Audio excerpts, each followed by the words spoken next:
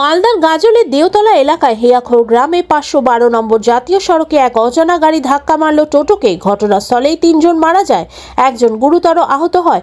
যদিও ঘাতক গাড়িটির খোঁজ পাওয়া যায়নি। ঘটনাটাকে ঘিরে ব্যাপক চাঞ্চল্য ছড়ায়। ঘটনাটি ঘটেছে আজ ভোর 5:30টা নাগাদ। জানা গেছে দেওতলা এলাকার বেশ কিছু লোকজন তারা গাজলে যাচ্ছিল। কেউ যাচ্ছিল মাছ বিক্রি করতে, কেউ বা আবার আড়ত থেকে সবজি কিনতে যাওয়ার জন্য যাচ্ছিল। গাজল যাবার পথেই গঙ্গারামপুর গামী অজানা গাড়ি ধাক্কা মারে। ঘটনাস্থলে গাজল থানার পুলিশ ছুটে যায়, মৃতদেহগুলোকে উদ্ধার করে গাজল স্টেট জেনারেল হাসপাতালে নিয়ে আসে। একজন আহত অবস্থায় তাকে মালদা মেডিকেল কলেজ হাসপাতালে পাঠায়। তার অবস্থা আশঙ্কাজনক। এই ব্যক্তিদের নাম নিজামুদ্দিন শেখ বয়স 55, ললিত ভুইমালি 60, আলতাফ হোসেন 42, শামসুদ্দিন শেখ 60। ঘটনাটি ঘিরে শোকের ছায়া নেমে আসে এই এলাকায়।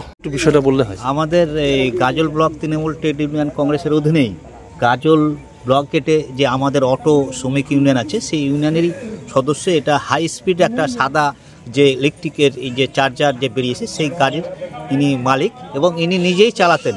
তার নাম হচ্ছে আলতাফ উদ্দিন, তার বাড়ি হচ্ছে দেওতলা। আজ ভোরে তিনি গাড়ি নিয়ে বেরিয়েছিলেন